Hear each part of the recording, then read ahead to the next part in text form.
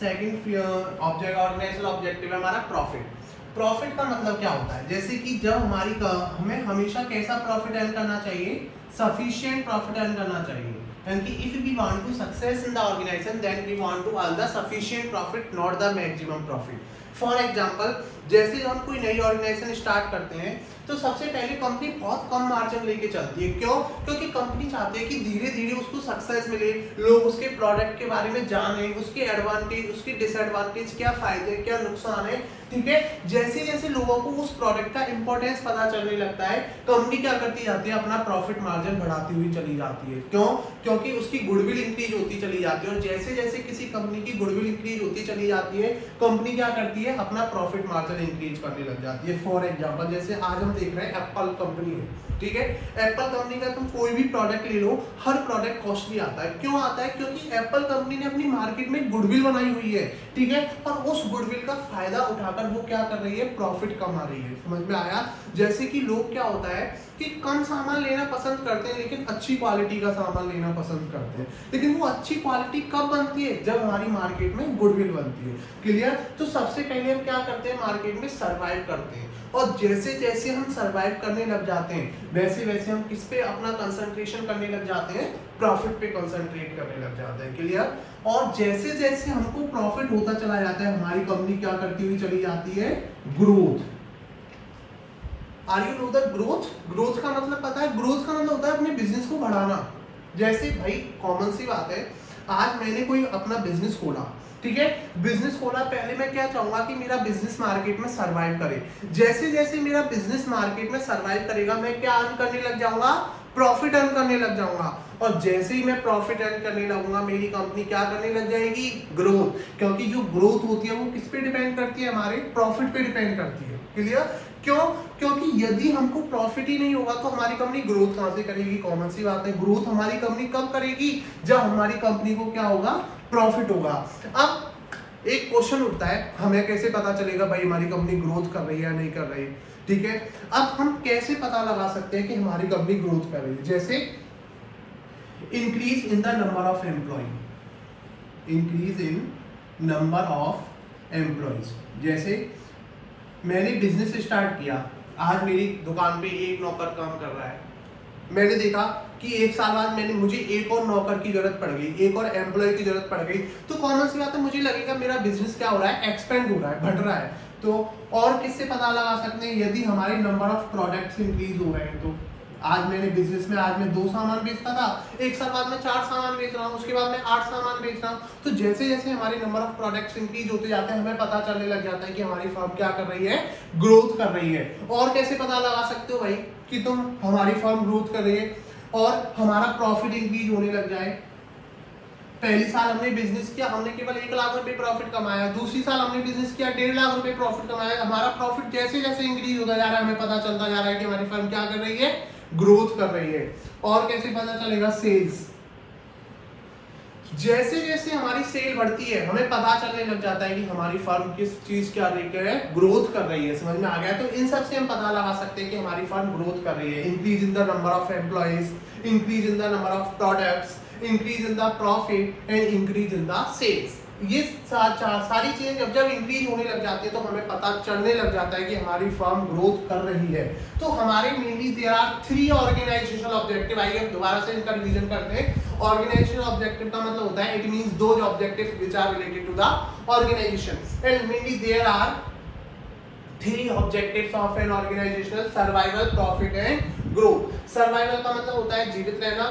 Profit हमें सबको पता है, जो हमारी आमदनी होती है उसको हम प्रॉफिट बोलते हैं, और प्रॉफिट हमेशा हमें कैसा अर्न करना चाहिए, sufficient. If we want to success in organisation then we want to earn the sufficient profit, not the maximum profit. And the third point is the growth. Growth means अपने business को बढ़ाना, और जो हमारी growth होती है वो हमारी किस पे डिपेंड करती है, प्रॉफिट पे। जैसे जैसे हमारा प्रॉफिट इंक्रीज होता चला जाएगा, हमारी ग्रोथ ऑटोमेटिकली इंक्रीज होती चली जाएगी। There is no need for the growth, है ना, हमें ग्रोथ करने की जरूरत नहीं है, हमारा प्रॉफिट हमारी ग्रोथ करवाता है। क्लियर? तो आई थिंक सभी को क्लियर हो गए होंगे तीनों ऑर्गेनाइजेशनल ऑब्जेक्टिव्स। आइए अब हम इनकी शॉर्ट फॉर्म भी पढ़ लेते हैं। यदि हमको इनको तीनों को याद रखना है तो हमारे पास एक ट्रिक है, जिस ट्रिक से हम इन तीनों को याद कर सकते हैं।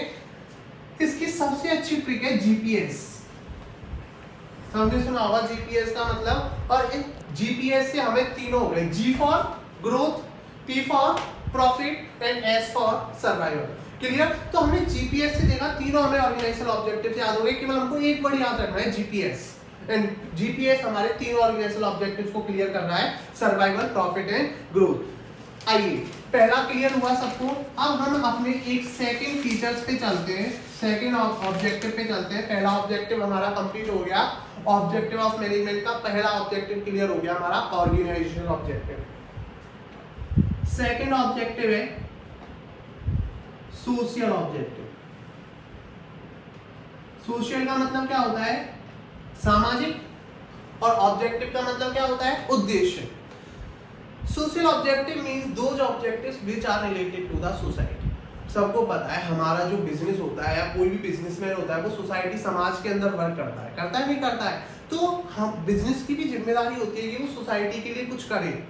भाई कॉमन सी बात है, जो हमारा बिजनेस सर्वाइव कर रहा है वो कहाँ पे कर रहा है? सोसाइटी में कर रहा है। तो there is the responsibility of business to fulfil the objectives of society.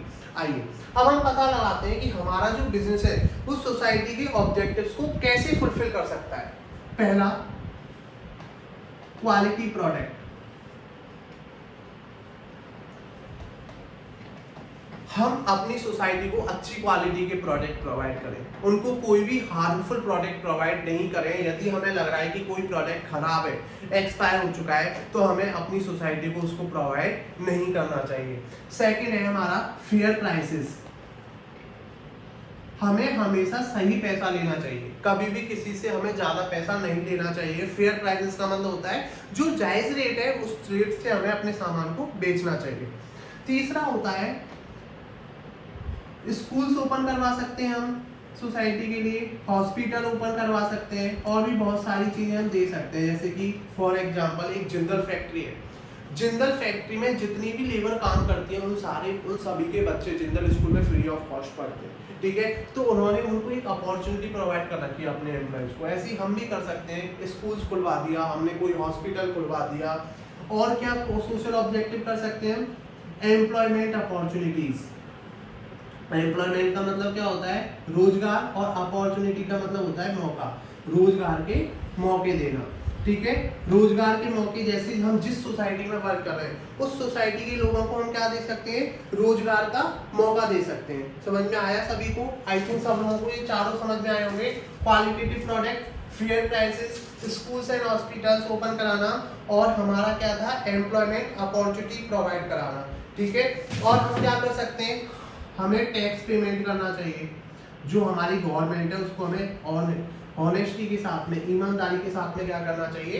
Tax का पेमेंट करना चाहिए। तो ये हो गए हमारे सोशल ऑब्जेक्टिव्स। आइए दोबारा से एक बार रिवाइज कर लेते हैं हम social objectives of an organisation. सबसे पहले सोशल ऑब्जेक्टिव का मतलब क्या होता है? It means those objectives which are related to the society. पहला, हमें उनको अच्छी क्वालिटी के प्रोडक्ट प्रोवाइड करने चाहिए। सेकंड, फेयर प्राइसेस के प्रोवाइड करने चाहिए। थर्ड, स्कूल्स खुलवा दिया हमने, कोई हॉस्पिटल खुलवा दिया। एम्प्लॉयमेंट की अपॉर्चुनिटी प्रोवाइड करना, और टैक्स का ऑनेस्टी के साथ में पेमेंट करना। ठीक है, अब हमारा एक थर्ड ऑब्जेक्टिव और बचा है। थर्ड ऑब्जेक्टिव होता है हमारा पर्सनल ऑब्जेक्टिव।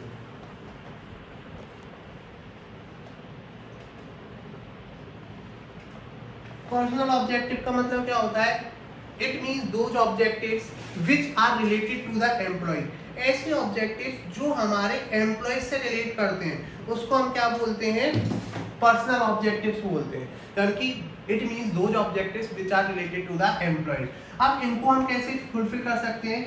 पहला, फेयर सैलरी। हमें अपने एम्प्लॉयज को अच्छी सैलरी देनी चाहिए। ठीक है, यानी कि जो हमारा एम्प्लॉय जितनी सैलरी डिजर्व करता है हमें उतनी सैलरी उनको प्रोवाइड करनी चाहिए। सेकंड होता है हमारा हेल्थी वर्किंग कंडीशन, यानी कि हमारा एम्प्लॉय जिस जगह वर्क कर रहा है वो एकदम उसके लिए सुटेबल होना चाहिए, हार्मफुल नहीं होना चाहिए, अच्छा होना चाहिए। ठीक है, और क्या फैसिलिटी हम प्रोवाइड कर सकते हैं? उसको प्रमोशन की फैसिलिटी दे सकते हैं अपने एम्प्लॉय को। यदि हमारा एम्प्लॉय अच्छा काम कर रहा है तो हम उसको प्रमोट कर सकते हैं, अच्छी जॉब के लिए क्या कर सकते हैं? रेफर कर सकते हैं, और ऊपर की पोस्ट पे पहुंचा सकते हैं। इसके अलावा और हम कैसे अपने पर्सनल ऑब्जेक्टिव्स को पूरा कर सकते हैं? ट्रेनिंग एंड डेवलपमेंट फैसिलिटीज, हम अपने एम्प्लॉयज को क्या दे सकते हैं, ट्रेनिंग एंड डेवलपमेंट की फैसिलिटीज दे सकते हैं। जैसे हमने देखा होगा बहुत सारी कंपनी जो होती हैं वो अपने एम्प्लॉयज को जॉब के अलावा और भी बहुत सारी अपॉर्चुनिटीज देती हैं, ट्रेनिंग प्रोवाइड करती हैं, जिससे कि हमारे एम्प्लॉयज में यदि कोई कमी है तो उसको इजीली क्या कर ले, पूरा कर ले। डेवलपमेंट की फैसिलिटीज देती है, बहुत सारी और भी क्रिएटिविटीज एक्टिविटीज करवाती है, जिससे कि हमारा एम्प्लॉय इजीली क्या हो जाता है, उसमें सक्सेस हो जाता है। क्लियर? तो इस तरीके से हम क्या कर सकते हैं, अपनी पर्सनल ऑब्जेक्टिव्स को पूरा कर सकते हैं। फेयर सैलरी प्रोवाइड करा के, हेल्थी वर्किंग कंडीशन, प्रमोशन और ट्रेनिंग एंड डेवलपमेंट फैसिलिटीज। तो ये हमारे हो गए पर्सनल ऑब्जेक्टिव्स। क्लियर? तो mainly there are 3 objectives of management. पहला पढ़ा था हमने ऑर्गेनाइजेशनल ऑब्जेक्टिव, सेकंड पढ़ा था हमने सोशल ऑब्जेक्टिव एंड थर्ड पढ़ा है हमने पर्सनल ऑब्जेक्टिव। ये 3 ही ऑब्जेक्टिव होते हैं हमारे ऑर्गेनाइजेशन से। Thank you.